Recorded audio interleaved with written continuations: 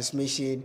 As always, we're glad we're back with you on Sports 101. This is Sunday Sports Roundup. I have Kofi Asiedu here, there's Percy Body, the entire team, we are here. And like we told you last week or a couple of weeks ago, what we'll be doing, I think, post the season is we'll be reviewing or literally looking back at the teams and the seasons they've had. So, in an episode, we could have Manchester United, Liverpool. We could talk about Barcelona, Real Madrid. But today, Kofi, we have Manchester United on the table. We'll be dissecting everything Manchester United. So, for the Manchester United fans out there, this show primarily is dedicated to you. If you want to know everything about what happened throughout the season, this is the show you need to be tuned in. Make sure you subscribe to Sports 101 if you have not subscribed. But before we flip and talk about Manchester United, I think we've all known this. Lionel Messi, finally, it's become official. He's left PSG. I read a statement. He's parting ways to PSG. PSG's parting ways to Lionel Messi. I think a couple of weeks ago, so we did a show looking at the possible destination. But Kofi, let's delve deep into the issue. So, what right now is circulating is that Inter Miami have tabled a bid, which actually is bigger than the Saudis. And in the bid, there is an Apple deal in there. There's an Adidas deal in there. The bid is actually a huge bid that will literally make Lionel Messi, if not the richest sports athlete in the world, or if not the richest footballer in the world, one of the richest footballers in the world. But there's talk about Barcelona have not officially communicated to Lionel Messi. What we are hearing is literally Xavi saying that they would love to have him back, Laporta saying they would love to have him back, but there's no official communication because La Liga has not given the go ahead. So Barca do not want to commit themselves right now. For Lionel Messi, he's literally waiting for Barca to make the move and for him to accept. But before we go into Messi's career at PSG, I'm sure you have a lot to talk about. How would you define Messi's last, more or less the days leading to, I would say, come on, the guy he's getting to the twilight of his career. He's getting to retirement. The days leading to the end of his career. How would you describe it? Some people end their career on a high, others end their career on the low. But in terms of Lionel Messi, with what you've seen at PSG, how will you describe it? Well, I do not know how you want me to describe it, but generally, in the last 5, 6 years, Messi has been on the decline, and the statistics suggest so.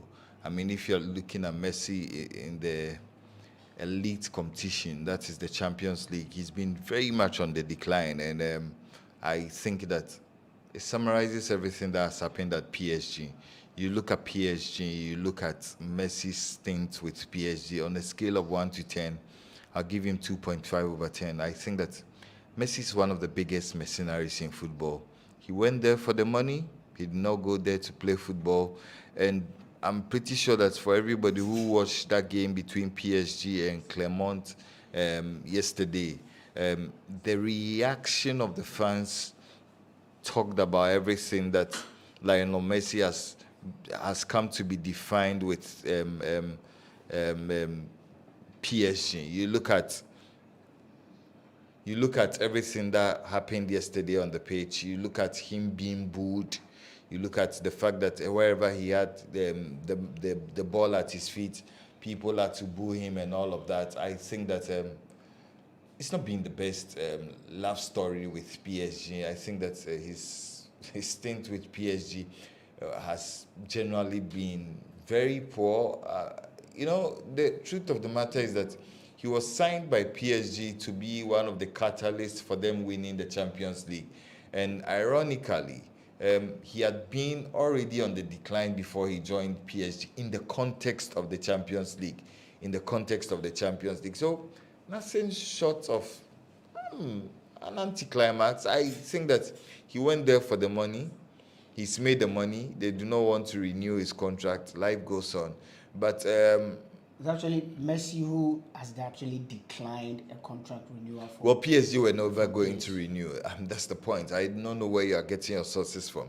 But the point of the matter is that it did not make footballing sense to keep Messi on their books. I mean, he was becoming fast a liability with all of the drama surrounding him, with all of the things that had gone on under the bridge, and some of the stories that have circled in and have come to the fore. I think that it was always going to be clear that PSG considered him a liability, did not want him on their books. Indeed, I mean, if you look at all of the things that PSG are doing post-season, Sergio Ramos has also been allowed to go.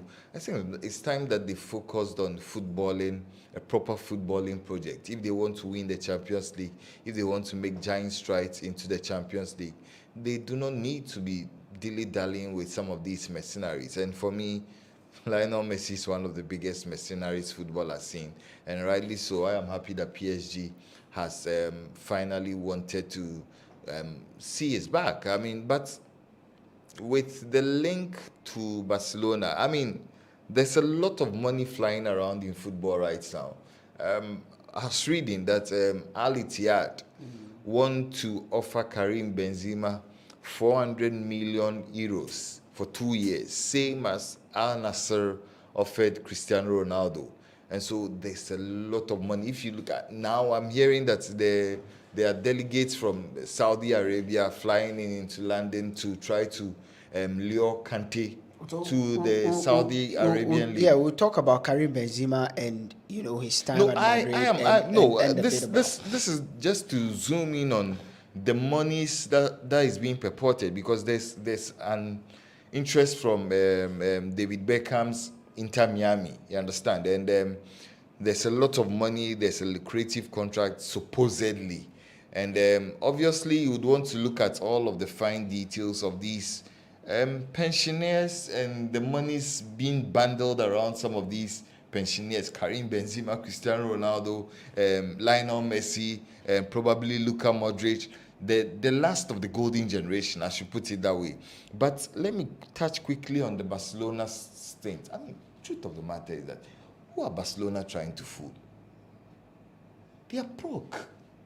They cannot afford Messi. I don't know why they want to go on this charm offensive. Barcelona does not have the money to support any coming back of Messi. End of story. I mean, all of this drama, all of this sensationalism, Messi coming back to Barcelona, cuts the crap. They do not have that money to be dancing around with Lionel. Lionel Messi is not coming to play for free. Already, you are fighting a huge wage bill.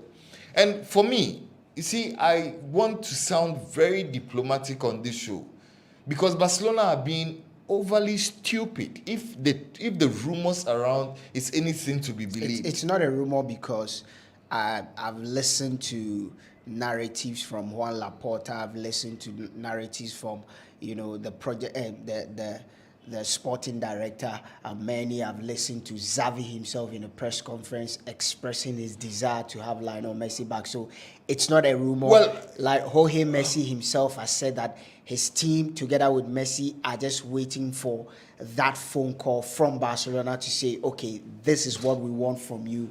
But they are yet to receive any official, invitation from Lionel Messi. So it's not necessarily a rumor. But I think that for the lovers of Barcelona, I'm sure they would love to have their legend, their icon back. You've had a huge on footballing reasons. You feel that it doesn't make economic sense, it doesn't make financial sense. I think the other time too, I perfectly agree with you. I feel that, listen, if Barca are going to splash any money in bringing Messi back, pay him this amount of wages and all of in there, and I do not think that you want to literally compete on that elite level by doning out close to about 60% of your wage bill, or even 50% of your wage bill, to Lionel Messi. Yes, Jordi Alba has spoken about one of the reasons why he did not renew his contract was for the financial reasons to aid the club. Sergio Busquets likewise to aid the club financially, because at the back of their mind they will think they will need all these measures to ensure they bring Lionel Messi back quickly. 60 seconds. No, but why would they want Lionel Messi back? I don't get it. It's stupid. It's, forgive me, but it's backward. It's Paleolithic, and it does not make any footballing reason right. It does not make any economic reason right. I mean, what is all this romance with Lionel Messi? He's gone. I mean, even when they had Lionel Messi, they suffered some of the most humiliating moments in their life. So you feel they should just let him No, I mean, I don't get this whole charm offensive. Okay, guys, if you're watching us live on YouTube, this is Sports 101, and this is our Sunday review show. It's dubbed the Sport Roundup, and we started off with the Lionel Messi bit, and it's now become official. Inter Miami have tabled a huge bid, which include deals with Apple, deals with Adidas, even deals with Amazon. Just, these companies are, Amazon, Apple are located in America, just to try and, war Lionel Messi. There's also talk of, the Saudis. So one of the reasons why Saudi Arabia is gradually becoming a destination for footballers right now is because they are trying to take a cue from what Qatar did, and they are going to use football to also project the country and to project the image of Saudi Arabia. They believe that Qatar is a success story, and if they also get the likes of Messi, Benzema, all these guys, they could one of these times also host the World Cup, and they are richer than Qatar and all these countries put together. So now another interesting story that actually broke over today, it was actually happened this dawn actually, is the issue of Karim Benzema officially bidding farewell to Real Madrid. But a week ago, the story and the rumors started popping up, and Karim Benzema came out to say is the internet. Between footballers and lawyers, which of these two can lie the most? Maybe you'd have to ask Percy. Percy is close to a lot of lawyers. Percy will take the bit of the Karim Benzema. Footballers will come and say, I was born, I play for this club. They'll do their next move. You see them there. My dream club is Percy. Karim Benzema. So let me run by you some interesting stats. Karim Benzema came to Real Madrid at the age of 21. So you could say he came as a boy and he left a legend, he left a man. So 40 seasons for Real Madrid, 643 games, 353 goals, which is the second highest in the La Liga. 160 second highest for Real Madrid. Second highest for Real Madrid. 165 assists, the highest ever for Real Madrid. 25 trophies, the highest ever for Real Madrid, together with himself and Marcelo. 5 Ballon d'Ors, 5 Champions League, and 1 Ballon d'Or in 2022. I mean, like I said, Karim Benzema walked in as a boy because 21 years, very, very young. He's living a man and a legend at Real Madrid. Kofi will have, a little bite before we wrap up on the Karim Benzema bit. But Percy, Karim Benzema's career at Real Madrid, how would you describe Karim Benzema at Real Madrid? Thank you very much. It's actually been a while. I wasn't around last week, and I was listening to Kofi, and he was talking about pensioners, and I will come to that bit though. But Karim Benzema is one of the products of Jean-Michel Aulas' dynasty, Lyon dynasty, the dynasty that won 7 straight League One, fresh League Ones, with very, very low budget. I always say he's maybe you can talk of Fiorentino Perez, but if you are talking about one of the best and most successful club owners or club presidents of all time, he would be part. For what he's done, he came in as one of the prodigy, the prospects in Europe during his time. At least he was with Lisandro, I forgot his name, Lisandro Martinez. No, it's Lisandro. Lisandro, the Argentine, the Argentine. Sidney Govou, Jeremy Toulalan, the Brazilian, Pernambucano, Juninho Pernambucano, and all of these likes. And he came in as one of the three or the four prospects or the four big names that Perez came in his second coming. He wanted to start the Galacticos again, so he bought Cristiano Ronaldo 80 million. Then there was Kaká 65 million. Then himself and Xavi Alonso. He bought these four players, the bounce. And when he got them in, it was in 2009 actually, so that he would start the whole dynasty. But the coach he added to it, that was Mario Pellegrini. He came in, he's one of the most, should I say, perennially underachieving coach until City. We always talk about Liverpool's 96 useless points. They also had 96 useless points in 2009-2010 season. They were second to Barca, 96 points. They couldn't win the league. And he came into Madrid to meet another number 9 in the shape of Gonzalo Higuain, who was a prospect who had come from Argentina. Now, when he came in, he was not there necessarily. He came in with a prospect, but he didn't come in with a guarantee to start. In fact, the first season, he was actually, his play was blighted by injuries. So he couldn't really stay up to his mark. So there were some times where he even played from the wings because we had Higuain, who the season before was playing in should I say, his top form. Even his form guaranteed him a starting position in the Argentine national team because in 2009-2010, they had Aguero, they had Diego Milito, they had himself, they had Carlos Tevez, but Higuain was the number 9. It tells you what he did in that Real Madrid team. So Benzema, the first season was very difficult for him. But the second season, when Jose Mourinho came, of course, Ronaldo was playing from the left, Di Maria was on the right, Ozil behind them, but who plays the number 9? But then Mourinho had to alternate between himself and Higuain.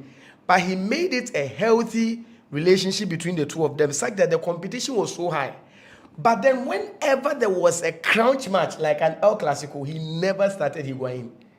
Majority of the times, he started carrying Benzema because whenever it was in games like this, he didn't need a number 9 that would stand there and wait for the ball. Because in the El Clasico, whatever they needed was a player that would want to sacrifice everything for Ronaldo to actually do the finishing off. So he competed with, Higuain. And even in 2011-2012, the two of them actually set a record. Ronaldo himself, Higuain, and Benzema all scored double digits, 20 plus goals, 3 players, which was almost unprecedented. So he actually formed a bond with himself, Higuain, and there were sometimes they could play Ronaldo, Higuain, and Benzema. With Ronaldo being on the left, Benzema could play the number 11. He could play the number 10. He could play the number 9 and number 7. So Mourinho was actually the one who transformed him from being that number 9 that stood in front there to be that number 9 that could be rotated between the back, that is the center forward and behind. So 2012 was one of his most prolific seasons. Then 2013 was also still a competition between the two of them. But at the end of 2013, Higuain left. That was after Mourinho left. He also left. So it was left with Benzema to carry out the number 9 position. Ronaldo still there. Of course, other strikers came in. And that was the time that we really saw Benzema. Not for him being the number 9 to score the goals. But that was the time that he actually made Ronaldo very good. In fact, all of Ronaldo's goals, Benzema has been the one who has contributed most assists to him. Most assists to him. So Benzema would be in the number 9 position. But then during the round of play, you realize that he drifts in with Ozil even going in front better. Then Ronaldo will go ahead. Then there are some matches you watch Benzema. You will see that this current time, Benzema would want to go forward and score. But those times, he would either hold the round of play, wait for Ronaldo to come so that he will square the ball to him. And one of his best time was even the 13-14 season when Gareth Bale came to join. That was when Di Maria had to be moved to the midfield. It was one of the times that we really saw a transformation in the number 9 position. So from those times, we were always saying that he was he had an interview and was like, he wasn't sacrificing for Ronaldo as people would think. But when he saw a player like Ronaldo, he saw that if he has the ball and he's given the chance to go and score, the probability that he will not score that goal, he believes to give that to Ronaldo. And he learned a lot from him. And that actually transformed him to be the player that he is. Where would you rank Benzema amongst the greatest strikers, in the last 20 years or in the last decade? Last 10 years, Benzema had, before he retired, he was my best center forward. So for you, in the last decade, Benzema has been your best. And the best center forward is not just in the La Liga that you are talking about. You know that as of now, the Champions League, he is neck and neck with Lewandowski to be the third. As of now, he's neck and neck. He's just a few goals to also be a centurion. And people have not given attention to it. All of these strikers you are talking about, which amongst them has been that consistent for this number of years? So you rank him as not Aguero, not Cavani, not Lewandowski, not Ibrahimovic. The best center forward. And I just gave you this list that since 2013, probably the 10 years, that would be better. 2013, that was when he actually hit the ground running. We have Cavani, Van Persie, Ibrahimovic, Aguero, Harry Kane, Luis Suarez, and Lewandowski. These 7. Who amongst them has been this consistent for this number of years? I think that for that I would agree with you. Kofi, we're looking at Karim Benzema's career, and it's, for me, I don't think it's a sad ending to his time at Real Madrid, but I would have loved for him to retire at Real Madrid, because there are certain players you've come to associate them in a particular jersey. And a lot of people do not even remember Karim Benzema in the jersey of Olympique Lyon. He left there very, very young, at the age of 21 years. But when you mention the name Karim Benzema, the image that pops up is with him in a Real Madrid jersey. You just cannot fathom the idea of seeing him in another jersey, just like Lionel Messi. Even for me, Cristiano Ronaldo, I'm beginning to see Cristiano. Anytime I see Cristiano Ronaldo, I don't even look at him in a Manchester United shirt. I see him in a Real Madrid shirt. But Karim Benzema, I think for you, you've spoken fondly of Karim Benzema, and you've said time and time again on this show that, listen, he is the best striker you've seen in a long while. There is none, that comes close. I think some time back, yourself and Percy had this, little discussion where Percy believes that if you look at the trend now, Erling Haaland is arguably the best player, the best striker right now, and you greatly disagreed. Karim Benzema, where would you rank him amongst the pantheon or on the Mount Rushmore of strikers ever? He's spoken about the last decade, but on the Mount Rushmore of strikers ever, where would you rank? Would he be there on the Mount Rushmore? Maybe you mentioning exactly Gerd Müller, Luis Nazario de Lima. Who do I even put there? Ronaldo. No, Luis Nazario de Lima. No, Ronaldo. I don't want to name him as a striker. I don't want to probably see him as a winger. Where do you want to put him? I mean, he's a winger for me. He's played number 9 in the past 4 years. Fine, but then Ronaldo, Messi beat most of these strikers. That's true. That's true. So let me. I'm talking about number 9. Pure number 9. Shevchenko. No. I listen. Inzaghi. We are talking about the Mount Rushmore of Of course, strikers. there is Shevchenko. No, I don't put Shevchenko in there. Seriously? I put Gerd Müller in there. Raul. I put Luis Nazario de Lima in there. Henry. As in the Ronaldo number 9. I mean, arguably the best number 9 we've seen. I would want to put Karim Benzema there because the guy's numbers. The guy's numbers is outrageous. Where would you rank Cristiano Ronaldo on the Mount Rushmore of strikers? Karim Benzema, sorry. Sorry, Karim Benzema. Well, Karim Benzema, I listened to Percy try to mention Henry. Karim Benzema is a better player than Henry ever was. Better striker than Henry ever was. You understand? Yeah, I won't disagree with you. Will probably also be on the list of course, Obviously, I mean, I've always said in private, that the best African player, African striker, no doubt, is Samuel Eto'o. It's Samuel Eto'o. No doubt. Yeah. If People Eto'o would was want to black, mention if Eto'o was white, he would have gained he more would have recognition. gained more recognition. I'm pretty sure he would have won the Ballon d'Or. Yeah. He was actually dead. But Karim Benzema. You see, yesterday I watched the game between City and Manchester United. I looked at Erling Haaland and told myself, guys, you have missed it. The guy is not at Karim Benzema's standard. even at 35. But would you You see, I saw Karim Benzema let me ask a walk question. off the field today to a standing ovation after scoring the penalty against Atletico Bilbao tonight, this afternoon actually. And the love, first of all, I've always said that not everybody gets the chance to be at Real Madrid for a decade. 14 seasons. 14 seasons, staying relevant. And if you look at the official communique that was released by Real Madrid, it shows nothing but pure affection, pure respect, and pure love for Karim Benzema. And for me, he has become what it is to be a striker. Yeah. Everything you want in a striker is Karim Benzema. In fact, if I was a coach and a kid walked up to me and said, I want to be a striker, I would tell you, go and look at the database of Karim Benzema. Look at his movement. Look at his skill set. You know, and before he left Lyon, he was actually asked in an interview, as in prior to he had signed for Real Madrid, asked in an interview who was his idol. And I'm beginning to see Karim Benzema. I realize, okay, that's true. He says Luis Nazario de Lima. He's movement. very skillful. His The movement, movement. his ability to, what is it called, read where a pass will go. You could see that Ronaldo, very skillful too. There are very few strikers who are very skillful.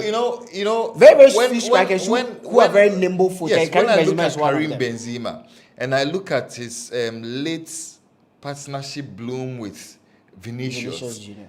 and then I look at the movement between the two of them, I have nothing but pure joy watching them and watching Karim Benzema. For me, Karim Benzema is by far the best striker this generation has seen. So he belongs in the Mount Rushmore. Oh, obviously, yes.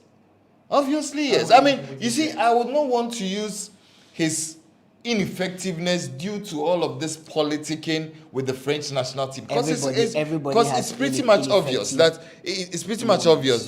the French have always delved in a lot of politics. You understand? From the days of David Ginola to all of those greats who have always flirted with a lot of politicking, from Cantona to David Ginola to all of the greats who have had controversy. Exactly, I've had a lot of controversies with the French national team. But you look at Karim Benzema, 25 trophies, same as Marcelo, second highest scorer in the best club in the world. 165. No, those are the assist numbers. Yeah, I'm talking about the assist.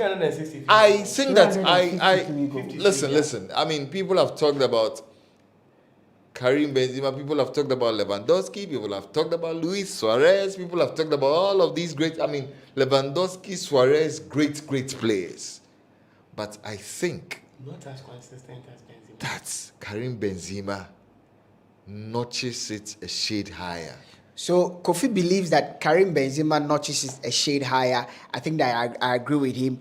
Yes, the conversation out there will be that they are strikers of different skill sets, because Erling Haaland is your typical pure fox in the box number 9. Likewise, Lewandowski. Likewise, Luis Suarez cannot dribble to save his life. But if you watch Karim Benzema on the ball, he's one of those skillful, nimble-footed number 9s you can find anywhere else. Just like probably a Dmitry Berbatov, yes, a little bit of Zlatan Ibrahimovic and all that. But Karim Benzema, pure class. Pure class. Anytime I'm not too excited, I watch the Champions League final between themselves and Atletico Madrid, and I look at that skill on the corner line. Yeah. Semi-final, sorry. 2017, Yes, semi-final. Yeah. That skill to cross the ball. You have to put Stefan Savic. Oh! Anyway, go back and watch that tape. if you leave these guys, if you leave Kofi, he'll go on and on and on. He's going to wax lyrical about Karim Benzema, because we know how fond he is of Karim Benzema. But listen, this is not hate. This is the truth. Karim Benzema belongs to the Mount Rushmore of strikers that have graced football, because his numbers don't just speak for it. There is evidence of the output in terms of the trophies he's won. Like Kofi said, what show evidence is how many players have been able to play for Real Madrid for 14 good seasons. Listen, there will come a point that the fans will get tired of you. And what a lot of people may probably forget is for about 3 seasons running, Karim Benzema was vilified for wasting a lot of chances, especially his first 2 seasons, 3 seasons. 10, 11, yeah, 12, for the first 3 seasons at Real Madrid. Yes, still for some reason, every coach that came saw the quality in him, and Florentino Perez kept faith in him. But 14 seasons at Real Madrid, you must have done something good for you to deserve all those period at Real Madrid. But kudos to Karim Benzema. His next move is in Saudi Arabia. It used to be China where people were migrating. Yeah. Now it's Saudi Arabia. Saudi It's the Arabia. oil money. And on a bit of oil money, we're going to talk about a team that is hoping that they will get some oil money. That's Manchester United. We're going to review their season, but I'll run by you some of the comments from our YouTube live show, where we'll take these comments from those that are watching us live. Guys, we thank you and we appreciate your messages so much. So let me get these messages. So Richard Cyrus Odum says, Kofi, say it again. I honestly don't know why Barca are still forcing to get Messi back. What at all is he coming to offer them? He believes. Blessing. Abrakwa says, Messi needs to join Ronaldo and make money. There is nothing more to do. Joshua Eshen says, I love how animated Percy is. I remember when Benzema joined Madrid in 2009. He was just a kid coming up. Now he's living a legend. Big Benz has really paid his dues to Madrid, and he truly deserves the legendary status. You know how they call him in France? Karim the Dream. That's the name they've given him in France. He's Karim the Dream. Listen, the guy is a legend. But on Saturday, the narrative was that if there was going to be a team that was going to put the brakes on City from possibly, I don't want to use let me use probably, from probably winning the treble, it was going to be Manchester United, because one, there was the motivation that they are the current holders of that title and that tag as the only team in England, Percy, to have ever done the treble. Two, I mean, what better motivation there is playing against your rival? So everything literally fed into the narrative that if there was going to be one team that would put salt or that would put salt in the gari of Manchester City, it was going to be United. Percy, you remember the things you said on this show? Yes, I mean you can't say you don't remember. You remember the things. No, but you don't have the moral right to go on that tangent after not subjecting yourself to that haircut. Don't go on that tangent. Anyway, and you should even remember whatever that I said. I had to relate to you don't have the moral right. Yeah. So on Saturday, it happened that it was Gundogan 2, Manchester United 1. City on the verge of emulating what that United 2009 United team did by being the only second team in the history of any English club to ever win the proper treble, which is the domestic FA Cup, the league title, and the Champions League. What Liverpool have done is the Champions League and the Carling Cup, and the FA Cup, right? No, they did the UEFA Cup. They did and FA Cup and the FA Cup, the Carling Cup. The Carling Cup. So, Kofi, let's do a retrospective look at. Let's look at that game. We all thought United were going to put the brakes on them, but I want my focus to be on this City side. You look at this City side, and it looks like this season they are on a quest to break a lot of records. They're on a quest to either break or equal a lot of records. How did you see that game? Before we probably zoom in on the Manchester City squad. Well, there's been a lot of talk about how good this City team is, how awesome they are. I did not see that yesterday. I think that the game was won on 5 margins. Indeed, Manchester United conceded 2 stupid goals. And let me re-emphasize again, those are not goals that any top team should have to concede. How do you blame United for the first goal? No. the first goal, Who's you responsible do for not it? lose that level of concentration this early in the game. No. So let me play back the goal so that Percy, to be fair, so there was Gundogan initiated the play. The ball went to Ortega. Ortega actually kicked a long ball to Erling Haaland. Haaland nodded it on. Then it was a battle between Kevin De Bruyne. I do not know who the defender was. Then it was actually the defender or Kevin De Bruyne that knocked the ball, and Ike Gundogan volleyed the ball into the net. It was How do the you blame Manchester United the defender that um, knocked the ball in his attempt? How do you blame anybody for that? You know, the first rule of defending is to get the ball away from safety. And if you look at Lindelof and his attempting to clear that ball, you do not clear the ball into that danger zone. No. Or you think he could have? He could have done better. Really? He should have done better. That goal was totally avoidable. And yes, I mean, in as much as you would want to credit Gundogan for that brilliant take, it is the fact that everybody expected that Lindelof was going to clear it out of that danger area. So if you look at the body language of the goalkeeper, rooted to the spot, Because he didn't expect because he Gundogan to shoot from there. because he expected his defender to deal with the ball, and then Manchester United conceded another comical goal. That second goal, I now understand why there's been calls around Manchester United and Ten Hag, particularly from Roy Keane, to get David De Gea out of the club. We'll talk about Manchester United. Let's focus on the game. But you look at the game, I don't think that I saw anything too exceptional about City. 11 shots from Manchester United, just one shot on No, target. it doesn't matter. I'll zoom think it into. doesn't matter? I don't think it matters. At the end of the day, City won the FA Cup because they have much quality than Manchester United. End of story. I mean, you look at the coaching, you look at everything, the dynamics around the game, you look at everything that transpired in the course of the game. You see, I believe that Erik ten Hag is a fantastic coach. If Manchester United are able to get him, the right tools to work with, I have no doubts that he can go toe to toe with the best coaches in the land, on the land. You understand? Because yesterday's game was won as a result of the quality that City had. You look at the bench of Manchester City. You look at the bench of Manchester United yesterday. There was Weghorst. There was my good friend, the captain, Maguire. The only quality on that bench was Garnacho. And definitely you do not get to have this sort of influence when you do not have quality players. So I think that there was nothing too special about City yesterday. They are two well taken goals. The second goal was dreadful. I mean, heartbreaking, because I think that it could have been avoided. David De Gea should have saved that ball. There was no way that ball should have entered that net.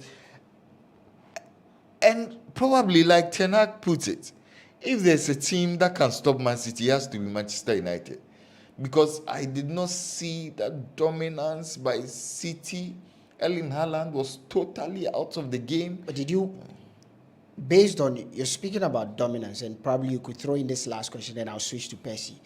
The numbers actually speak a difference. What numbers? The numbers. I'm not a man of the numbers. I watch the game. Football is up. I watch the game. What are say the numbers? Dominance. City, in terms of the total possession, City operated over 60%. The rest belonged to United. In terms of shots on target, like I said, United just had a single shot on target. And scored a goal. That was the penalty. City had how many shots on target? City, I'll get it for you. City actually had 5 shots on target and scored 2. 11 shots, just 1, and even that it came from the spot kick. In terms of ball possession, City dominated every area of the field. Probably people are looking at it from, I think maybe the narrative out there was that there's going to be a mauling. So in the eyes of people, 2-1 is an okay result. That's why probably you are thinking that it wasn't a dominant performance, because the numbers on every single what is it called, skill, indicated that City had a very comfortable game. Well, I don't think it was comfortable unless you didn't watch the game. I don't think it was comfortable because right at the death, Manchester United could and should have equalized. I don't think it was a comfortable game because you see, if you're going to lean on the numbers and then make all of these theories based on the numbers, then I think that it could sway a lot of people to the abattoir, or it could lead a lot of people to their early graves because City having their best season because of time. Are City having their best, or making more or less literally redefining the EPL by having the best season in the history of the EPL? Did they have 90 points to win the league? In this season? Yes. No, they had 86 points. So they are disputing your theory. They've not disputed it. I can put out a theory again. No, I could put out a theory again. You don't need 90 points to win the league. You actually need 90 points to win the league. So for every rule, there's an exception. Well, this is not the first time it's happened in that span. So this is not the first time it's happened in that span. Percy is the numbers guy. If you are doing a theory, and if you want to propound a theory based on research, you probably need a series of tests. You need probably more than 2, 3, 4 years to go through that period. And for the last 6 years, Kofi, in the last 6 years, 4 out, barring this particular, league trophy, 5 out of the 6, the last 7 years, 5 out of the 7 have been won with an average of 95. No, it's not 5 out of the last 7. No. 5 out of the last 7. I'm talking about when City first won it. They won it with 89 points. I get you. Then Liverpool came to win it in 2019. First one. The one with 86 points. 86 points. No, that is 17-18. They won with 100. No, I'm not talking about that one. I'm talking about the last 7 seasons in terms of from before Liverpool won it. They won with I think 89 or 86 points. City started 16-17 was Chelsea. 16-17 season was Chelsea. Conte's Chelsea. 17-18 was City. That was when Mourinho came second. 18-19 was City again. That was when Liverpool had those useless points. Yes, I'm talking about 18-19. So I am saying that 17-18 was 100 points. 18-19 was 97. Good. Then 19-20 was the COVID year. That was when Liverpool won it. Is it 98 or 90? Liverpool won it with. I'll get it. Then 2021 City won. That was City won. Then 21-22 City won again. Yeah, but 2021 they did not get up to 90. No. They got 86 points. But if you are doing a test like this, so no, okay. Let's put out. So the narrative out there is that Manchester City are making the league so competitive to the extent that on the average, you did not, if you had 90 points, you could easily win the league based on the years that have gone by. But ever since Manchester City started their dominance, that dominance in the EPL, if you look at the trajectory of points, it clearly indicates that you need an average of 95 points.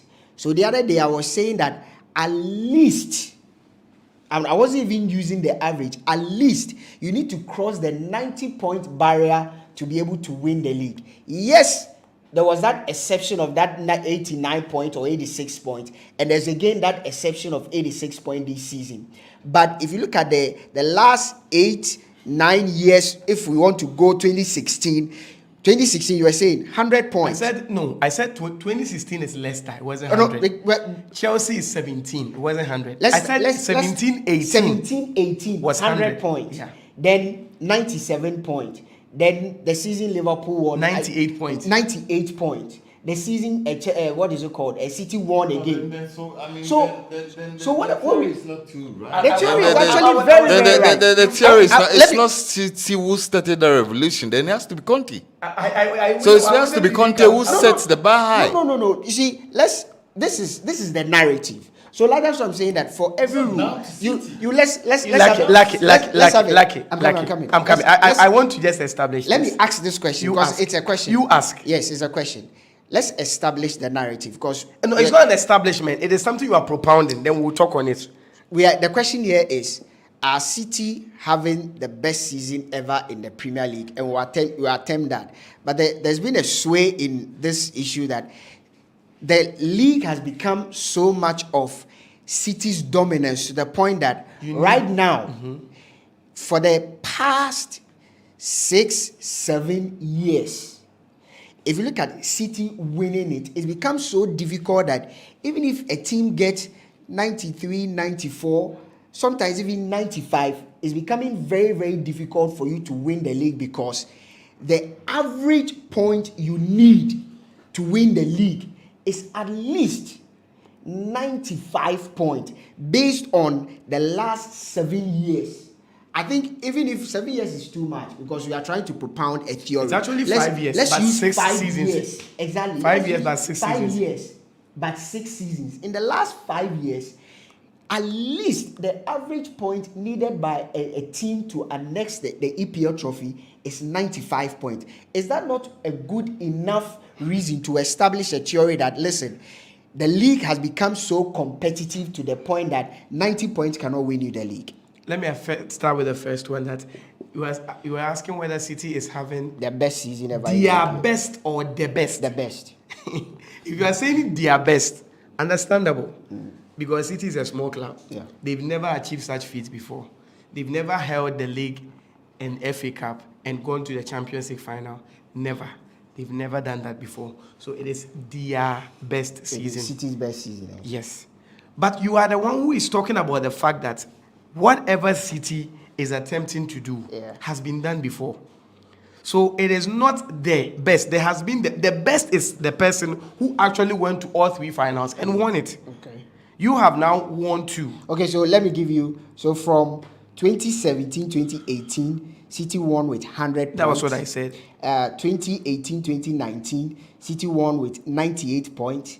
2019, 2020, Liverpool won with 99 points. 2020, 2021, City won with 86 points. The odd one out of 4. You don't worry. Then 2021, 2022, City won with 93 points. Then 2022, 2023, again the odd one out in what is it called? 88. So out of 6 seasons. So Chelsea had how many points to win the league? Chelsea had 9. That was 2016-17. The 16-17. So I'm talking about in the last. That's either 90 or 91. In the last 6 years. Conte began that cycle. He started. Yes. In the last 6 years. Yes. What City have done is that ensure. I'm saying that Conte began that. Yes. 90 You lucky. cycle. Let me finish. Let me start with the first one I was talking about. So, like I was saying, they are having their best season. It's not the best in the EPL. No, because it's been done. So I won't even waste so much time on it. Now, with respect to winning the league with this 90 whatever plus point. 90 I plus even wanted to. I didn't want to go on the average. I said the average a team needs right now to win the league is 90 plus if points. You check the English Premiership, yeah. If you really want to do a very good analysis, Premiership has been there for the past 31 years, 1992 to 2023. Within this time, if you check the teams that have won the league, it is actually the teams with the best defense that wins the league. That is one trend analysis that you can run through almost every year. With respect to points, you see, we are in an era. The reason why you see the points going so high is that we are in an era that defense is something that we actually don't pay a lot of attention to. Are you sure? Now, this is the case that when we are talking about good football, what comes into mind?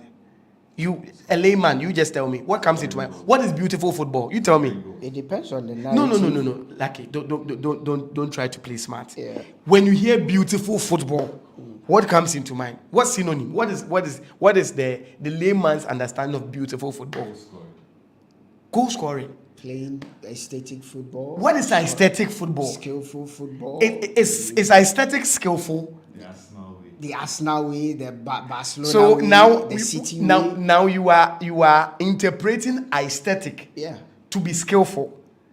But there is nowhere in any football terminology or any that I've understood that aesthetic is what you call it, skillful. Aesthetic can be catanaccio, very aesthetic.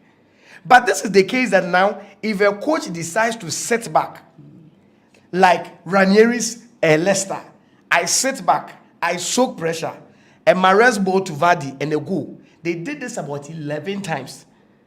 And that was the defense that won. Now, all of those times that is from the era of, let's say, 2004, actually, that is 2004-5 when Mourinho came. Until Mourinho, one thing that we understood was that it had to do with a collective thing to actually win you the league, or you get a lot of compactness with Ferguson and with, what do you call it, Wenger, beautiful football and a lot of goals. Mourinho was the one, just like you are talking about Guardiola, who came to show the way that you don't need this form of aesthetic and a lot of points. It was actually his first season that he had over 90 points. He came to show the way that you don't need that much points to win the league. And he did that 2 seasons running. Go and check them. Just give me the number of points that United used to win the 06-07 season league. Quickly wrap up and I'll come to Kofi. What I am trying to say is that now we are in a dispensation. It is not that it is a trend analysis that runs through till 1990. No, we are in a dispensation. I just told you that Real Madrid, there was a time that was in the 09-10, they had 96 points. That was the dispensation that they and Barca were supreme. In fact, Atletico was nowhere near, and they were neck and neck on a 10-11, 11-12, 12-13. That was where the dominance started coming down. So then, would you agree that based on this dispensation, To say is that City based on- so it fits into the narrative based on the dispensation. City has made it No, so. I wasn't- so, because the dispensation we are in. Yes, I am we're not in a downplaying what I am Exactly. saying is that don't say that now, or if you want to win the league, Yes. you need those number of points. No, what I'm saying is that just say that I told you that 9-10, Barca used 97, 10-11, Barca used almost 94, 11-12, Madrid used 100, Exactly. 12-13, Barca used 100. But go and check 13-14 what Atletico Madrid used. So let me come back to Kofi. So that is where. Just now. So that is where the narrative is. It is not sometimes So perpetual. Kofi, for every, that's why I use in the last 5 years with 6 seasons. So we are looking at a period of time, a dispensation. Football is played in dispensations. I always want to argue in dispensations. I don't want to pick one season because one season can come and just go, like what Leicester did. It's just, a flash in the pan. You see that another 10 years. Leicester will not win the league again. You see that another 10 years. But you are doing a trend analysis. 10 years ago, there was something that ran through. Now, in the last 5 years, in the last 6 seasons, there is a trend that, okay, for a team to actually win the league, you would need an average of 90 plus points, because in the last 6 years or 5 seasons, 4 out of those 5 seasons, the team that has won the league has actually won it with not less than 95 points. It was just 2 odd ones, 96 and 98. Is it not enough to conclude that this is the dispensation we are in? So if any team wants to win the league, because I do not think that if Manchester United are going into next season, they will look at the narrative that barring all extraneous variables, our target is 88 points. No, because they know that there is a Liverpool, there's a Manchester City, there's probably a Chelsea who may hit the 90 plus points. Is that not a good grounds to establish this theory? Oh, but you said may hit. I mean, In all likelihood, yeah. Manchester United could use 88 points to win the league. It's possible. Based on the trend analysis of the season. Of this season. Yes. But you see. No, I mean, yes. Okay. I mean, I don't know why you want to explain yourself Anyway, a lot more. yeah. But I don't think it's an established theory. You still hold your ground. No, I still hold my need- ground. Yeah. I don't think you need, because the dynamics of every season, like Percy was trying to say, is different. The dynamics of every season, who knows? I mean, this City team myself hits their twilight, and I could be going down the pecking order. Exactly. So I think that Never won the league again. I think that Nobody ever tried.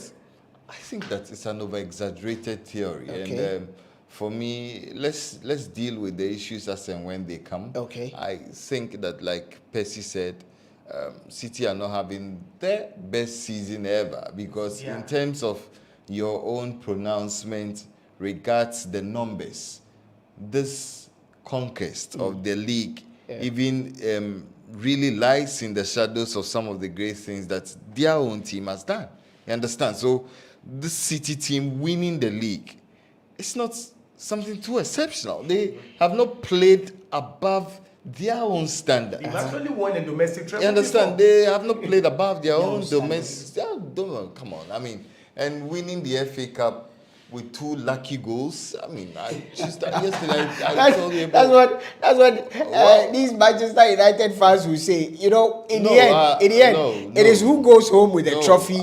It's not about, I mean, how the goals were scored. Let me United were excited. Let me tell you something. United were excited celebrating a penalty, right? Let me tell you something. You sit here, you tell penalty is luck. Let me tell you something. No top team will concede those comical goals. Kofi, Manchester United I conceded can give you, yesterday. and Percy here, the historian, can give you a plethora of comical That goals. second Ike goal- Casillas. No, Not that in the second final. goal. Oh, what are you That talking second about? goal, Champions League final. that- Ike Casillas plethora. That second goal that Gundogan scored against Manchester twice. United. Let's Come let's on. Not once. let's Come on. let's No, not belittle no. let's not belittle the effort of City. No, I want to see. Nobody's doing that. But I I, want to mean, those see- are goals that I are want totally United to be the- avoidable.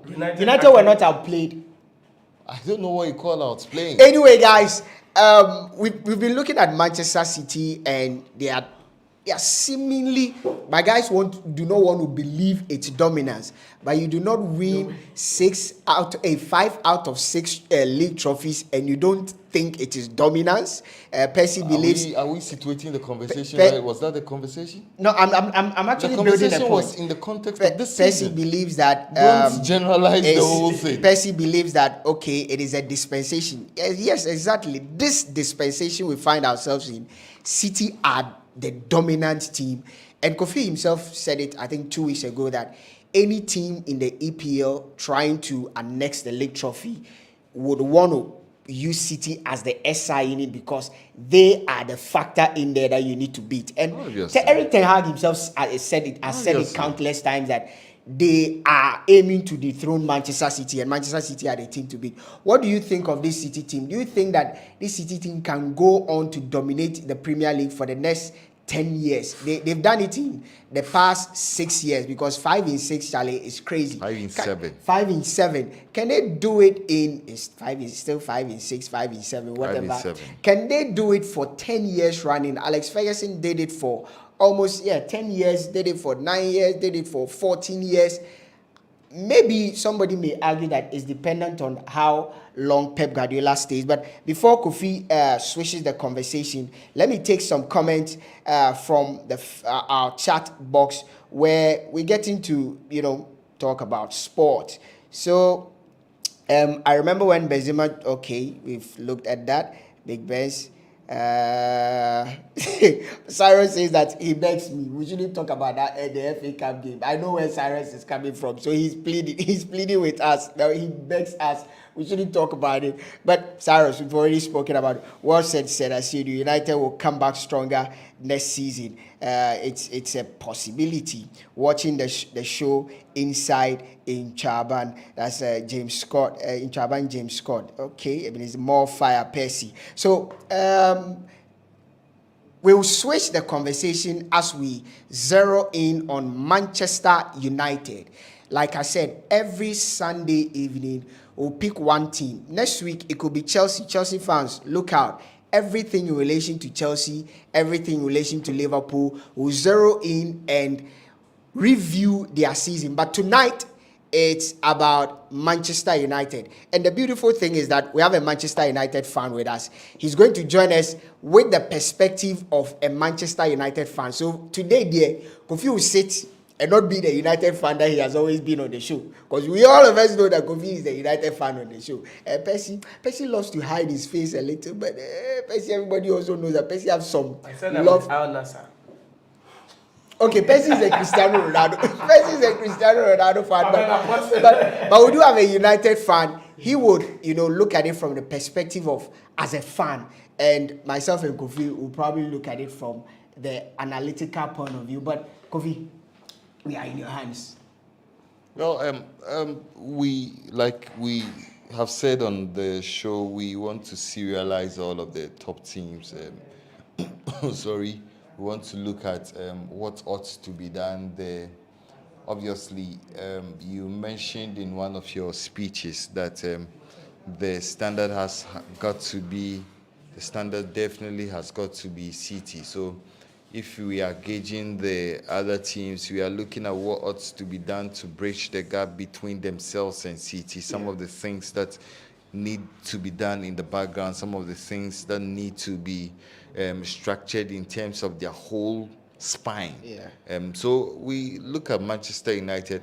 First of all, I think that we cannot talk about Manchester United without gauging what has been made out of their season. Yeah. How would you grade their season on a scale of 1 to 10? I think that on a scale of 1 to 10, And why? I would rank United season on a scale of their entire season. For the fact that they lifted the Carabao Trophy, I'll give them a little above average, 6 over 10, because for everything they've done, there's something to show for it. There is the Carabao Cup to show for it, and so with all the player acquisition, with all the player improvements, with everything that we are hoping to see, some of the players decline in form. I mean, some of the tactical, changes that Eric Ten Hag tried to bring into the team. I think that on the whole, I rank Manchester United's season 6 over 10 because of the trophy that they lifted. No matter how some may think the Carabao Cup is insignificant, I do not always subscribe to that, because I don't think it's an insignificant trophy, because all the teams played in that tournament. Liverpool were booted out, Chelsea were booted out, Spurs were booted out. All the top 9 teams, Manchester City were beaten by Southampton, and prior to that, Manchester City had won 4, and they added it to their accolades as having been dominant. So I do not think that we should rubbish that title that Manchester United won. But in the context of the Premier League or the English Premier League, I think that I'll rank their season on a scale of 6 over 10. Messi, Eric Ten Hag, hit or miss? For me, you know my stance. Ten Hag was a very good acquisition. Hit or miss? And let's take into context some of the decisions that he had to take. Some of the decisions. Don't worry. Some of the decisions. That's fine. We'll talk about Eric Ten Hag. Some of the decisions that he had to take, particularly on Cristiano Ronaldo, on Harry Maguire. Some of the decisions that he has had to take in his time at Manchester. All collectively, I'm putting all of them. Yeah. Now, I want to talk as a United fan today. I will step in for the United fan. Now, getting Ten Hag was in a turbulent time that United was actually in, from the back. That is like a serial killer, putting the team in disarray and leaving the team. And when he came in, I don't want to go into the politics of how Ronaldo left, but that is not why we are here. I have my own reservations as to whatever it was, but the bottom line is that he was the coach. He was the one in charge.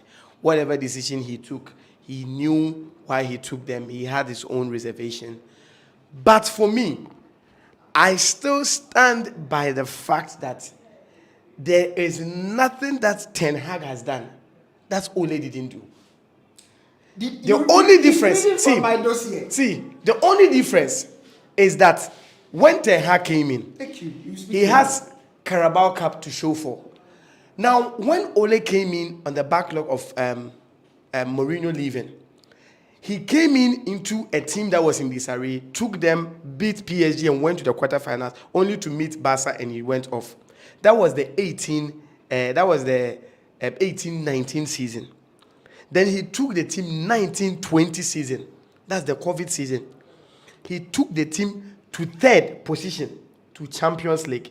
Now the Champions League was where, as at that time, they were not even playing the Champions, so they played in the Europa until Europa semi-final that they were booted out. Is it by Sevilla or something?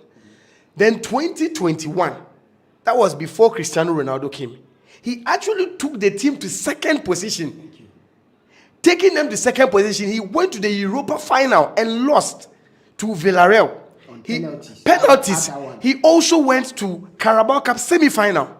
FA Cup, is it semi-final or final? Went to the FA Cup semi. So he had started from the team that was actually fifth or sixth, moved them to third, moved them to second. He was on an upward trajectory. He had not won a trophy yet, but for everything that Ten Hag could dream of, the guy had done it. The only thing is that He actually qualified the team to the Champions League. Hold on. What do you mean by everything that Eric Ten Hag? I am talking about in terms of achievement. You said you are speaking in the vein of a Manchester United. Yes, I want to talk as a fan. I want to ask you a personal question. No problem. When you were watching games under Ole Gunnar Solskjaer, Yeah. and United had to go a goal down, did you ever feel it in your spirit as a Manchester United fan that you were going to come back? Because when I was talking, I talked No, about hold on. I had not come to gameplay. Hold on. I had not come to gameplay. Hold on. See, you are saying in your premise. Yes, and I wanted you to give me the chance. Everything that Ole Gunnar Solskjaer did. Listen, Kofi. Everything that Eric Ten Hag has Yes. done, Ole Gunnar Solskjaer has done Had and more, achieved it. and Listen, more. yeah. And I am asking you. And I am asking you. Kofi, I am in coming to all it. of the era and No the problem. Ole Gunnar Solskjaer, I will answer you. When Manchester United went a goal down, did you see a goal coming? I will answer you. Can I continue? I will answer you. Please continue. I will answer you. I will definitely answer you. Now, I talked of and achievement. you have to be honest in your. I am very, very honest. I am very honest. One of the things that I will say that Ten Hag has done, that Ole was doing, was when Ole met big teams. He was very good at it. He could beat them left. In fact, he met City 5 times in a season. He didn't know. In fact, Solskjaer actually have the best record. you don't. With Pep I'm coming Ole has the best now. record. With respect, I haven't come to gameplay. Ole was not the gameplay type of coach. I have been a United fan for years, and even as a football person, I am not a fan of beautiful football. In fact, that beautiful people talk about that some shots and pass, and I'm not that type. I love. Give me the result. If you pack 20 defenders and give the result, and Ole was that type of coach who could grind results. He is not that type of coach that will give you. You are talking about United being behind. I have won United game that was behind, but you see, for whatever that Ole had done, there is one thing that Ten Hag brought. One thing that Ten Hag brought was the fact that he made the team understand that when they meet big teams, they don't need to sit back to win. United now in Ten Hag's time, if they meet you, they open up. And this is one of the reasons why he has had humiliating results to teams like Liverpool and City. Because a coach like Ole would never go and meet City. So Ole was timid. Ole, yes,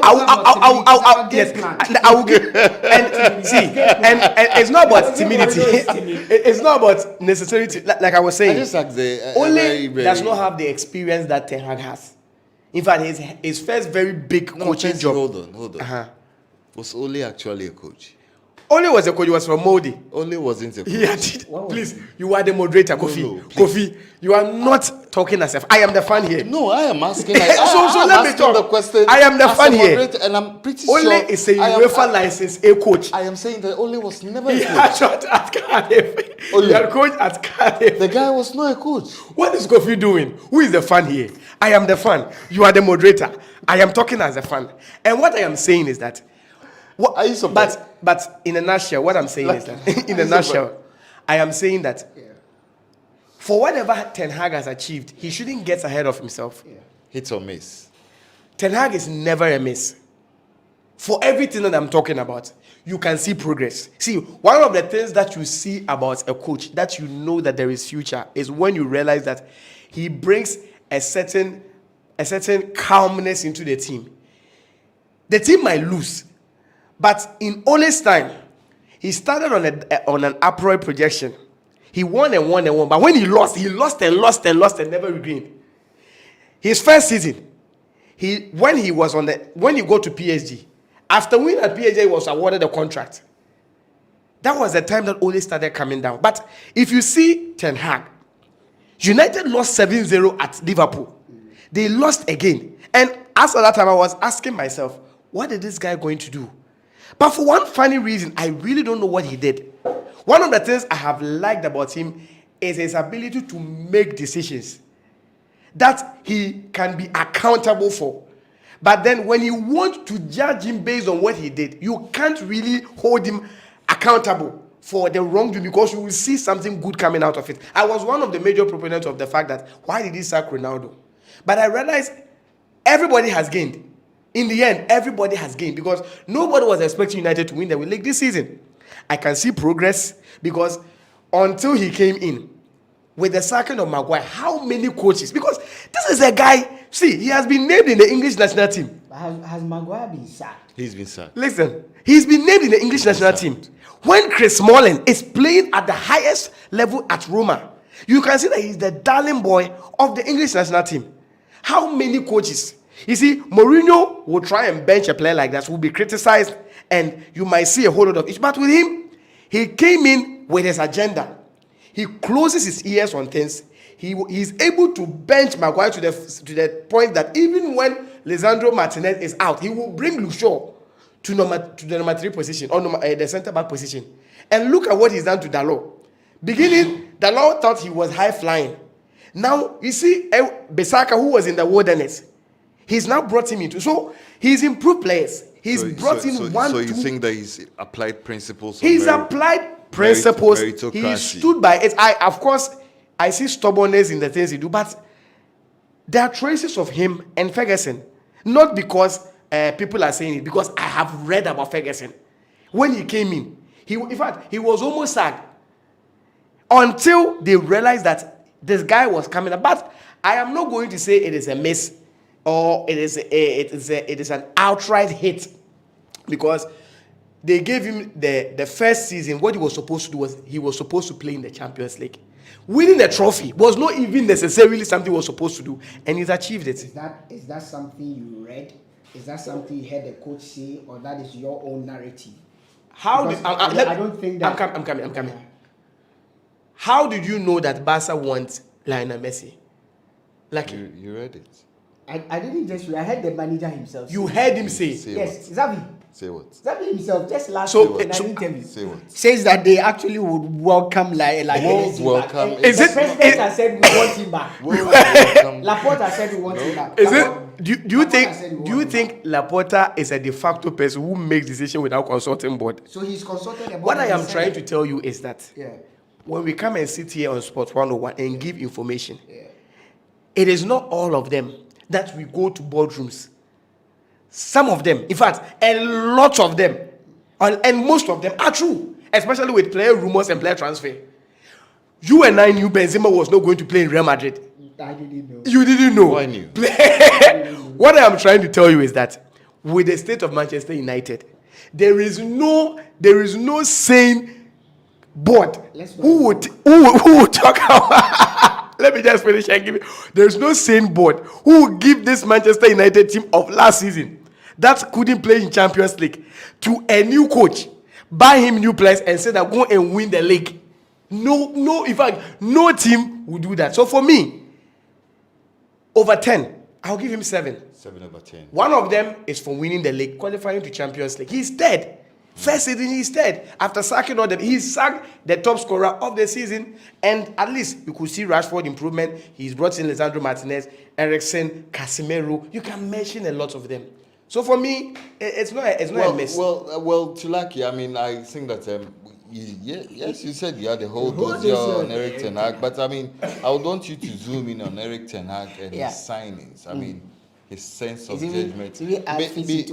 Because we speak about Pep Guardiola, we speak about Begristan, we speak about all of Soriano and all of those other people at City. We speak of the fact that they are able to get most of the signings on point, and most of the signings are tailored to take the club to the next level. And so Kovacic is almost coming.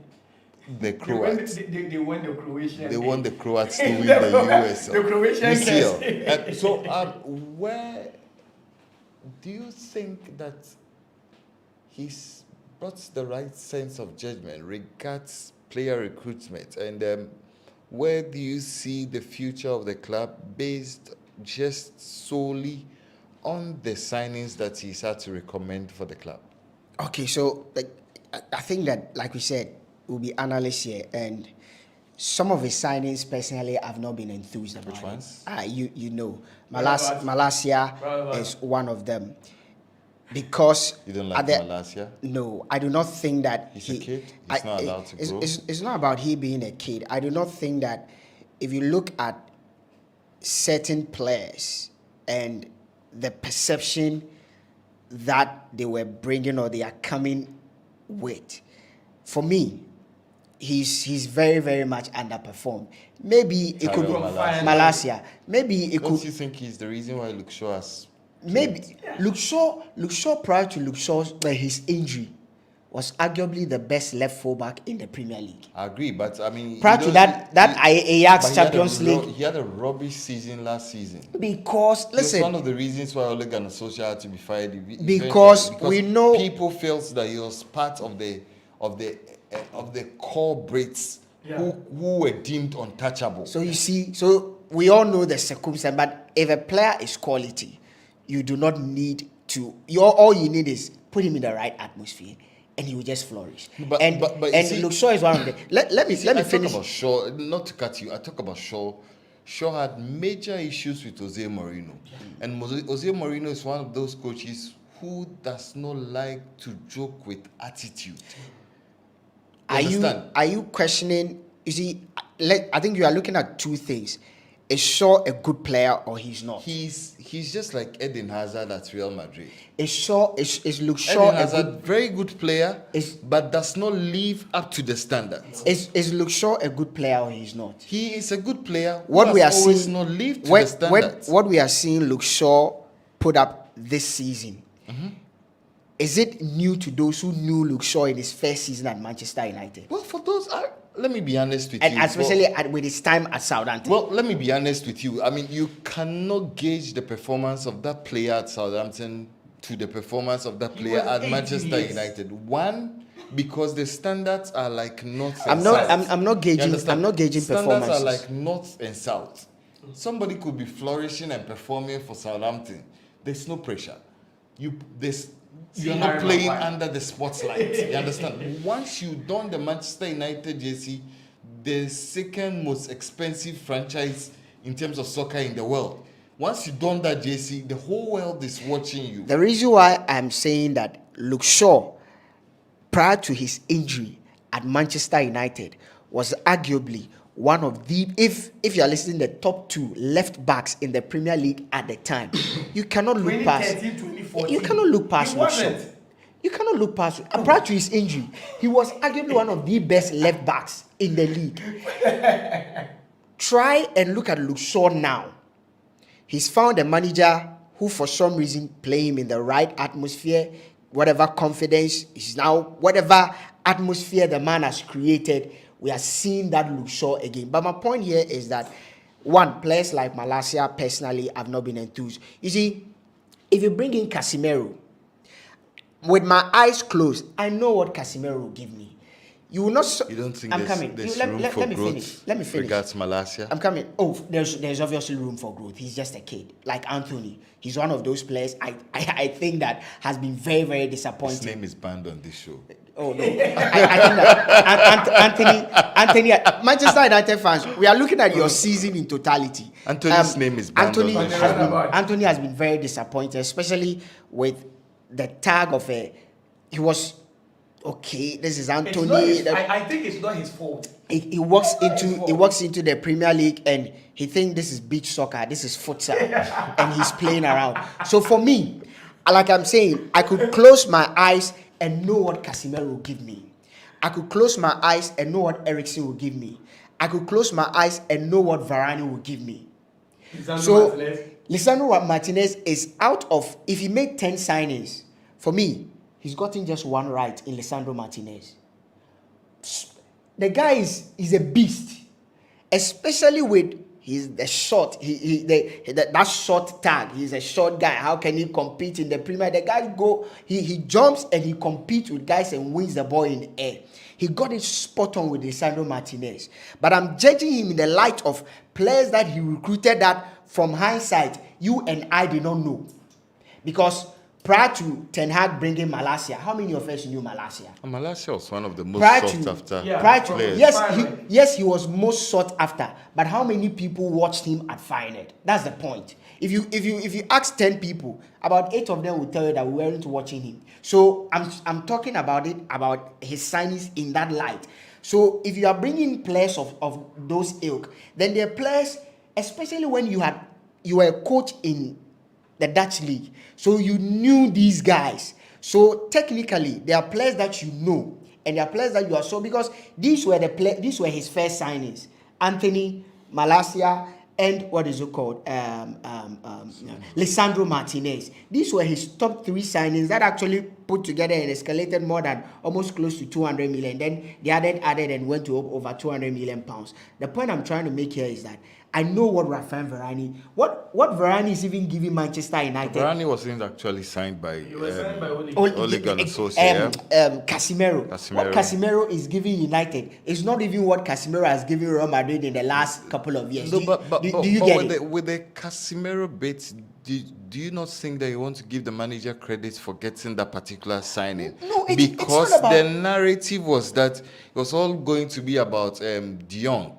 Yeah. It was De Jong that he wanted. So when that whole Casemiro conundrum had to spring up, people were wondering that where does Casemiro fit in terms of the profile of the player, But in terms of how he wants to play. Would you agree also that he didn't sign De Jong because De Jong opted not to sign for Manchester United? And so everybody knew that there was a gaping hole. Ten Hag himself, after Ten Hag, but Ten Hag, don't you want to Ten give Hag him was credit? appointed. Ten Hag was appointed. Want to give him credit for bringing such a big name player like Casemiro, No. selling the projects to him. I will not give him credit for that. Do you know why? I will not give him credit for that. And I'll get there. Ten Hag himself, Ten Hag was appointed months before the season ended. About 2 months before the season ended. He actually watched Manchester United play for 2 months. He knew that there was a problem, a gaping hole in the midfield. No, but you don't watch a team play till you experience the dressing room. I'm coming. I'm not talking about dressing room. I'm talking about the very elements that he needs or he needed to fix certain problems at Manchester United. Everybody said that Manchester United needs a proper number 6. So we all knew Fred was not the kind of player that could take United forward. We all knew that McTominay was not the player that could take United forward. When he came in, the player that he had gone after, and it was rumored that he wanted, was Frankie de Jong. And for almost an entire season, Frankie de Jong kept insisting that he's okay at Barcelona and all of that. We didn't hear of him bringing any number 6 until Real Madrid decided to part ways with Casemiro. It wasn't. I'm coming. That was in the narrative. Okay, that is in the narrative. This is what I know. Yeah. This is what I know. Casemiro didn't willingly decide that I am leaving Real Madrid. No. Casemiro didn't willingly decide that I am leaving. Like Casemiro said, this season I'm no. The reason why Casemiro, there was a time that Messi would have to come in. There was a time when they signed Tchouaméni, when they brought in Camavinga. These 2 players were the future of Real Madrid. Real Madrid, Casemiro never at any point in time said, like players have said, that, oh, this season I'm not going to continue at Real Madrid. When Casemiro's time at Real Madrid, his game time started limiting, then he knew that, no, in two seasons or a season from now, my game time might just be limited to the point that I will not game time. Casemiro, Real Madrid, literally, it's the same situation with Varane. Varane did not say I was leaving Real Madrid. I'm coming. Varane never said that he was leaving Real Madrid. Real Madrid pushed Varane out. Real Madrid pushed. I'm coming. You asked me a question. I've not ended. Real Madrid. Maybe I'm not speaking the language you want me to speak. But the truth of the matter is that Varane never said he was leaving Real Madrid. Real Madrid pushed Varane out. Real Madrid pushed Sergio Ramos out. Real Madrid, they do that when they know that we do not need you anymore. Real Madrid literally pushed Casemiro out. When they didn't want Casemiro again, then the option came and Ten Hag signed Casemiro. Let any Manchester United player tell me the improvement Ten Hag has added or has brought in terms of the value addition of Casemiro. What Casemiro is is what we've known him to do. There's not been any value addition. Maybe in the next year, in the next 2 years, we might say that, okay, this particular skill set of Casemiro is as a result of Ten Hag. That's why I'm saying that when it comes to Ten Hag signings, I have a whole dossier because I think that most of his signings have not hit the mark. Another signing that he failed to was he the one that signed Weghorst? Yes. Exactly. You need a striker that would probably stand in for Rashford or Martial. And you bring in a Weghorst who, God knows what he does in a game. United fans can boldly criticize Darwin Núñez, but Darwin Núñez, Weghorst is like a 1.0 version of the what is it called? I think that you need Darwin to Núñez. We need to get the narrative Again, right. United fans will say that you need to get the narrative right. The man's, my point is, Eric Ten Hag signings have been so poor. There's a the reason only why signing that I will give him credit for there's a is reason Martinez. why United had to sign Weghorst. And was? you and I know. Which you understand? United had to sign Weghorst because they were flirting with FFP rules. Two, and there so, was no money to spend. And so Manchester United could not get any 1 million or 2 million striker than 1 million. They have to come to the Ghana Premier League. United could not go to the Championship and pick any of these budding strikers It out is the there. reason why Weghorst had to be brought in on a loan. That is my point. So That's you the see, point. So, even if I have 1 Ghana cedis and I'm going to buy a shirt, this is where you need to come even in. if I have 1 Ghana cedis, I'm going to buy a shirt. Kofi, I shouldn't rely on the narrative that my money is small, so I will not. Can you sit here and tell us any striker United could have gone for with that budget? I'm not a coach. I'm not a scout. No, you are a panelist. I'm not you a are scout. a pandit. No, the fact that I'm a pandit, You're I a can pandit, I can only speak to what I see. I can only speak to what I see. No, you are a pandit. You know players who you think are worth that kind of money. That is your narrative. United have an entire scouting department.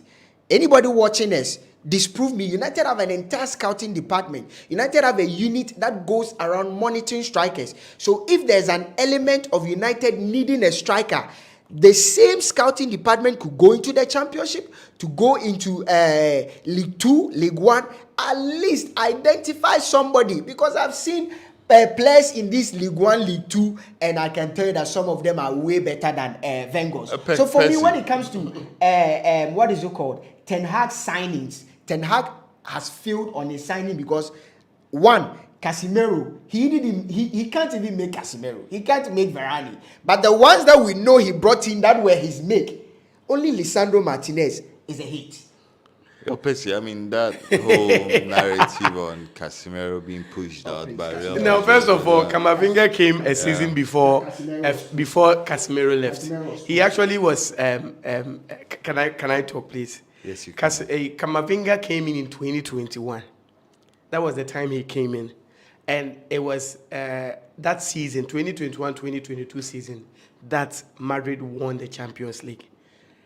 Tchouaméni came in the summer of 22. Now, 2020, he talked about Varane. Varane left because he was not ready to sign. Ready to sign. The only player who decided to leave because the signing or the contract they put before him was not what he wanted was actually Sergio Ramos. That was in 2022 or 2021, that season. So that season, they lost 2 center backs. And they brought in that was when Militao and Alaba. David Alaba came in. So that was the reason why Varane actually fancied playing in Manchester United, because they approached him and he wasn't ready to sign. The season after, Casemiro did not leave because he was losing to Tchouaméni. He was pushed out. I'm coming. If you are saying this, then you can say that Cristiano Ronaldo too was pushed out. Cristiano Ronaldo was pushed out. Please. Cristiano Ronaldo was you see. You know something? When I wouldn't give you the microphone. I won't give it to you. I won't give you the microphone. Player is pushed out. They don't need to say I'm pushing. No, out. listen. You don't Florentino Perez. You don't have a microphone. Narratives. You don't. Was Messi pushed out? Messi was pushed out. Why did they want him back? You know Messi was pushed out. I don't These- know. Kofi, oh, come on, you know please. Messi was Messi's contract ran out. You know Messi was pushed The team could not we renew. know So Messi we'll put that aside. Laporte, we all know Laporte intentionally. Put it, please, then But put it. The guy has 70% of your budget. Let's put that one aside. We all know What I'm was trying to pushed say is out. that Casemiro did not leave because he was pushed out. Casemiro left. United fans. Listen, United Casemiro fans. had nothing to prove at Real Madrid. Okay. He had an off. You see, the guy wanted a contract extension after the. It was the same as Cristiano Ronaldo after the Champions League final. And they didn't want to give it to him. Please. That is that pushing out. The guy wants a contract extension of an amount, and you say you can't give it to the I'll person, give it to and you. the person gets a clap and leaves. You are saying you push the person out. Pushing means that you terminate. No. Is termination of contract. What is he? I'm coming. If you know Florentino Perez, if you know, You let me finish. No, you will get your time. No, we are educating our people. We putting fanaticism aside. Yeah. Casemiro found himself in the same issue as Varane and Ronaldo. You know They the want, circumstance surrounding and I am Ronaldo. saying no. Yes, Cristiano wanted an extension, And you know why? and he wanted an amount, You know and why- Perez did not want to give him that You know why amount. Perez did not want to give him that amount? I know, because the things he said actually infuriated Ronaldo. And there were a whole lot of issues. We are not here to talk about that. I'm trying to say that Casemiro left because he had a better offer from Manchester United. Then there was a last thing you were talking about even before. He was talking about Weghorst. Listen, I am surprised this is coming from you. I'm coming. Can be surprised. In January, That is life. Yeah. Apart from instances of a player like Fernando Torres, Well, there's an instance. apart from Fernando Torres, his time. There's an instance. Tell me a time that a team has been able to get a striker in January. Okay, so Now in January, I'm coming. I'll Was it give you. rhetorical? I'll give you a chance. Okay. Now in January, that very time that United wanted to buy a striker, you know the names that came in. We even had a time that we have Mirko Anatovic. Anatovic even came into the picture. What United wanted was not a player necessarily to start.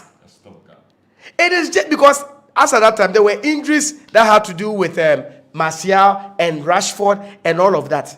United wanted a complement, and that player was not a guaranteed player to stay. You didn't even talk of Marcel Sabitzer. He's been left to leave. See, United. Thing for me, Sabitzer had been a good signing Listen. for that short period. Listen. Sabitzer had been a good Listen, signing. this is not the first time United has gone into January and signed a striker. 06-07, they came for Henrik Larsson from Barcelona. But you know, I'm coming.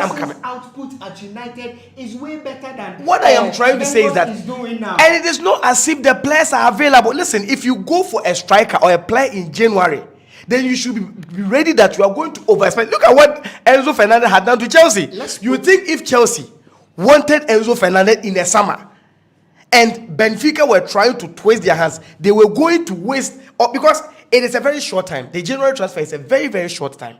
And within that time, the teams have either qualified to the next stage of the Champions League or Europa. Okay, And I'm surprised you said League One. I like League where- One and League Two. I like where Percy is coming from, because today he says he wants to be the fan. Yeah, I want to be the Yes, United he wants fan, to be yeah. the United fan here, but maybe you don't get my point. I didn't say United should go for a Haaland, should go for this. All I'm saying is that, And I asked you that which players if- were available. if you are going to bring in a player, you have the scouting team.